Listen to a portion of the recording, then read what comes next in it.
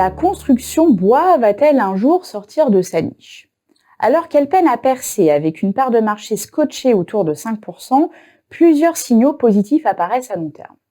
Citons d'abord la prise en compte croissante de la valeur verte des bâtiments par les investisseurs et les professionnels de l'immobilier et dans la même veine, des consommateurs à la fibre écologique plus aiguisée qu'autrefois.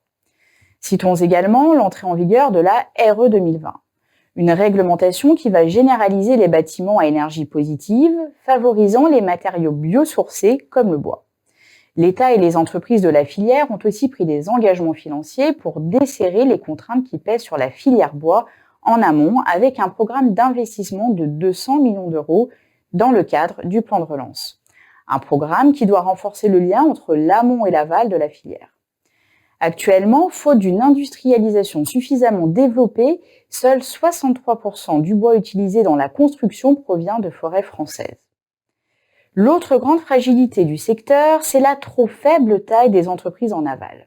En effet, la plupart des constructeurs bois sont des structures artisanales au rayonnement local ou régional. Les grandes entreprises du BTP ou de l'immobilier qui auraient les capacités à structurer cette filière demeurent encore discrètes.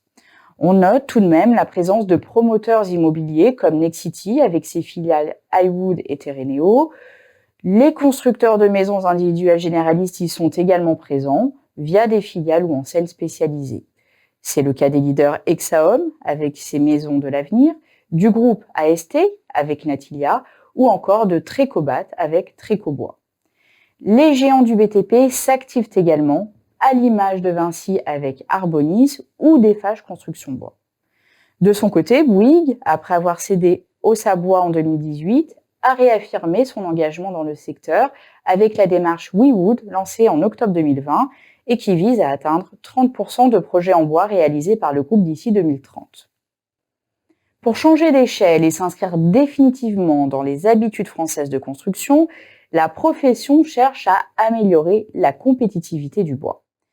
Et d'abord, la compétitivité prix en investissant massivement dans l'outil de production afin de l'automatiser, l'agrandir ou l'optimiser pour réaliser des économies d'échelle et réduire les coûts. Les acteurs travaillent aussi dans la compétitivité hors prix.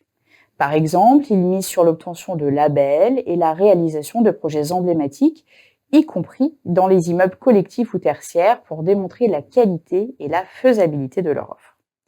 Pour effacer l'image rustique du bois, les constructeurs bois intègrent aussi de plus en plus de technologies au sein de leurs bâtiments. Ils mixent également le bois avec d'autres matériaux. Ces investissements et les signaux positifs à long terme ne doivent pas faire oublier que les vents contraires s'accumulent pour le secteur. Selon l'étude Xerfi Precepta, le chiffre d'affaires des spécialistes du bois est déjà tombé à moins de 1,7 milliard d'euros en 2020, en baisse de 200 millions d'euros en 2 ans. On comprend alors que la chute des permis de construire et les incertitudes économiques vont inévitablement compliquer l'équation économique des spécialistes de la construction bois à court terme.